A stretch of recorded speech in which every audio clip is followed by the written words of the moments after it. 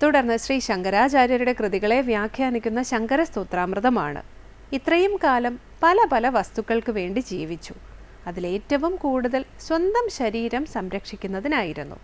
ക്ഷണഭംഗുരമായ വിഷയങ്ങളോടുള്ള മമത്വബോധം ആയുസ് നശിപ്പിക്കാതിരിക്കട്ടെ എന്നുപദേശിക്കുന്ന ശിവ അപരാധ ക്ഷമാപണ സ്തോത്രത്തിലെ 13-ാം ശ്ലോകം സ്വാമി ചിദാനന്ദപുരി വ്യാഖ്യാനിക്കുന്നത് ഇനി കേൾക്കാം.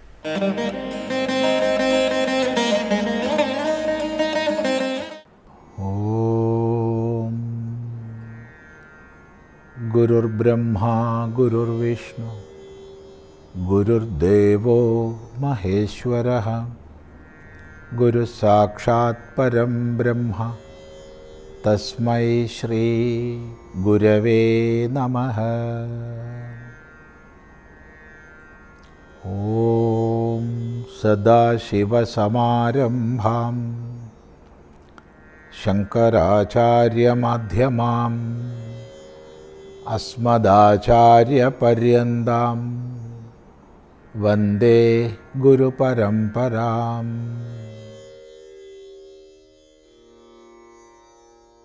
ശങ്കരകൃതികളിൽ ശിവാപരാധ ക്ഷമാപണ സ്തോത്രത്തിൽ 13-ാമത്തെ ശ്ലോകം ശ്രദ്ധിക്കുന്നു നമ്മൾ. അവിടെ സകല ഭൗതിക സമ്പത്തുക്കളെയും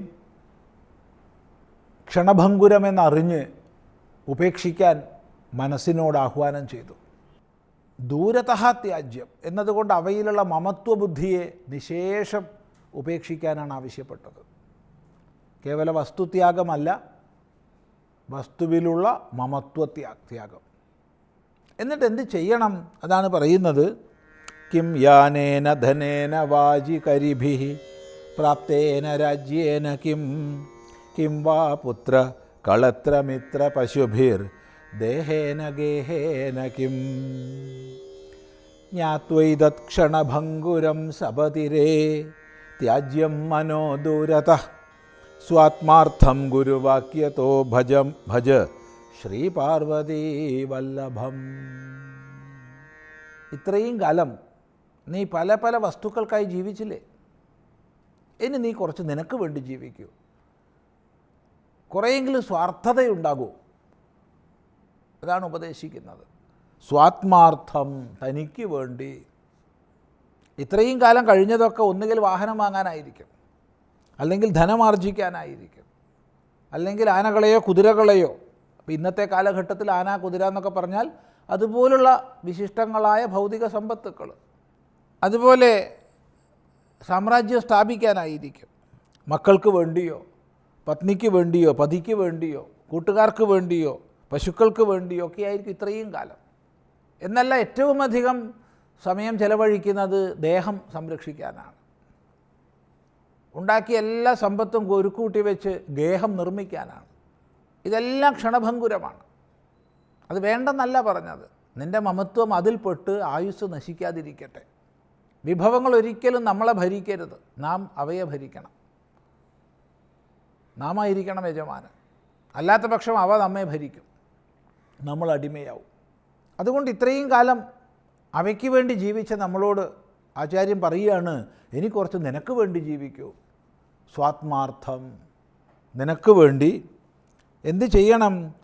ശ്രീ പാർവതീ വല്ലഭം ഭജ ഭജ. ശ്രീ പാർവതീ വല്ലഭനെ, ശ്രീ പാർവതിയുടെ വല്ലഭനെ, പരമേശ്വരനെ ഭജ ഭജ, ഭജിച്ചാലും ഭജിച്ചാലും. അവിടെ വളരെ ശ്രദ്ധേയമായൊരു പദം ഗുരുവാക്യതഃ എന്നുള്ളതാണ്. ഗുരുവാക്യം കൊണ്ട്, ഗുരുവാക്യമാണ് നമുക്ക് ഏകാശ്രയം, ഏക പ്രമാണം. ഉപാസനാ മാർഗത്തിൽ നിർബന്ധമായി ഗുരുപദേശം ഉണ്ടായിരിക്കണം. മനുഷ്യനെ സംബന്ധിച്ച് എല്ലാ മേഖലയിലും ഏത് വ്യവഹാരത്തിലും ഗുരു അനിവാര്യമാണ്. മറ്റ് ജീവരാശിയെയും മനുഷ്യനെയും ഒന്ന് വേർതിരിച്ചു നോക്കൂ. വലിയൊരു ജലാശയത്തിലേക്ക് നമ്മളൊരു ഉറുമ്പിനെ കൊണ്ടിടുക, അത് സുഖമായി നീന്തിപ്പോകും.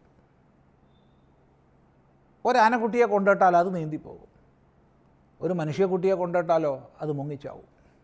നമുക്ക് നിശ്ചയമായും നീന്തൽ പഠിക്കാൻ ഗുരു വേണം, നടക്കാൻ ഗുരു വേണം, ഓടാൻ ഗുരു വേണം, കറിക്ക് കഷ്ണം നുറുക്കണമെങ്കിൽ ഗുരു വേണം.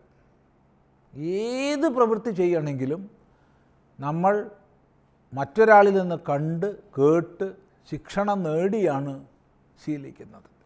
അപ്പോൾ പ്രാഥമികമെന്ന് നമുക്ക് തോന്നുന്ന മേഖലകളിൽ പോലും ഗുരു അനിവാര്യമാണെങ്കിൽ സൂക്ഷ്മമായ ഉപാസനാ മാർഗത്തിൽ ഗുരു അത്യന്തം അനിവാര്യമാണെന്നുള്ളത് പറയേണ്ടതുണ്ടോ? സ്വകൽപ്പിതമായ രീതിയിൽ എന്തെങ്കിലുമെല്ലാം ഉപാസനാ മാർഗത്തിൽ ചെയ്തു കഴിഞ്ഞാൽ അപകടത്തിൽപ്പെടും. അതുകൊണ്ട് ഈശ്വരഭജനം എന്നുള്ളതിൽ നിർബന്ധമായും ഗുരു ഉണ്ടായിരിക്കണം. അജ്ഞാന അന്ധകാരത്തെ നീക്കുന്നവനാണ് ഗുരു. സ്വാനുഭൂതിയുടെ നിറവിൽ ഇരുന്നു കൊണ്ട് വ്യക്തമായി ഉപദേശിക്കുന്നവനാണ് ഗുരു. അങ്ങനെയുള്ള ഗുരുവാക്യത, ഗുരുവിൻ്റെ ഉപദേശം കൊണ്ട് വേണം ഈ ഈശ്വര ഭജനത്തെ നിർവഹിക്കാനെന്ന് സൂചിപ്പിക്കുകയാണ്. തുടർന്ന് നമുക്ക് അടുത്ത ശ്ലോകത്തിലേക്ക് പ്രവേശിക്കാം. പൗരോഹിത്യം രജനിചരിതം ഗ്രാമണീത്വം നിയോഗോ മാഠാപത്യം ഹ്യനൃതവചനം സാക്ഷിവാദപരാന്നം ബ്രഹ്മദ്വേഷ ഖലജനരതി പ്രാണിനാം നിർദയത്വം മാ ഭൂദേവം മമ പശുപതേ ജന്മജന്മാന്തരേഷു. പൗരോഹിത്യം രജനിചരിതം ഗ്രാമണീത്വം നിയോഗോ മാഠാപഥ്യം ഹ്യനൃതവചനം സാക്ഷിവാദപരാന്നം ബ്രഹ്മദ്വേഷ ഖലജനരതി പ്രാണിനാം നിർദയത്വം മാ ഭൂദേവം മമ പശുപതേ ജന്മജന്മാന്തരേഷു. ഒരു പ്രാർത്ഥനയാണ്. ഹേ പശുപതേ, അല്ലയോ പശുപതേ. പശുപതി ഭഗവാൻ മഹേശ്വരനാണ്, പരമേശ്വരനാണ്. പശുപതി ശബ്ദത്തെ സംബന്ധിച്ച് വ്യാസഭഗവാൻ നമ്മളോട് പറഞ്ഞു തരും. ദേവാദയ പിശാചാന്ത പശവ പരികീർത്തിത തേഷാം പതിത്വാത് സർവേഷു ഭവ പശുപതി സ്മൃതഹായത്. ദേവന്മാർ മുതൽ പിശാചുക്കൾ വരെയുള്ള എല്ലാം പശുക്കളാണ്. ദേവന്മാരെന്ന് പറയുമ്പോൾ ബ്രഹ്മാവിൽ ആരംഭിക്കുന്നവരാ ദേവന്മാർ. സകല ദേവന്മാരും മനുഷ്യന്മാരും തിര്യക് ജന്തുക്കളും എല്ലാം പശുക്കളാണ്. ദേവാദയ പിശാചാന്ത, പ്രായേണ മാംസഭോജികളാണല്ലോ പിശാചുക്കൾ. അപ്പോൾ ദേവന്മാർ മുതൽ മാംസഭുക്കുകളായ ജന്തുക്കൾ വരെ എല്ലാം പശുക്കളാണ്. ആ പശുക്കളുടെ മുഴുവൻ പതിയാണ്, നാഥനാണ് സർവേശ്വരൻ. അതുകൊണ്ട് സർവേശ്വരന് പശുപതി എന്ന് പേര്. പശുക്കളുടെ മുഴുവൻ പതി, നാഥൻ. പ്രായേണ ഇതേ അർത്ഥമാണ് ഗണപതി ശബ്ദത്തിനൊക്കെ വരിക, സകല ഗണങ്ങളുടെയും പതി എന്നർത്ഥം. അപ്പോൾ ഇവിടെ പശുപതിയെ സംബോധന ചെയ്യാണ്, ഹേ പശുപതേ. എന്നിട്ട് പ്രാർത്ഥിക്കുന്നു, മമ മാഭൂത്, എനിക്കിതുണ്ടാവരുതേ, ഈ പറയുന്നതൊന്നും എനിക്ക് ഉണ്ടാവരുതേ. എപ്പോൾ? ജന്മജന്മാന്തരേഷു, ജന്മജന്മാന്തരങ്ങളിൽ, ഈ ജന്മത്തിൽ മാത്രമല്ല ഒരു ജന്മത്തിലും എനിക്കിതൊന്നും ഉണ്ടാവരുതേ എന്ന് പ്രാർത്ഥിക്കുകയാണ്. എന്തൊക്കെയാണ് അത് നമുക്ക് ക്രമമായി ഒന്നൊന്നായി അടുത്ത പ്രാവശ്യം ശ്രദ്ധിക്കാം.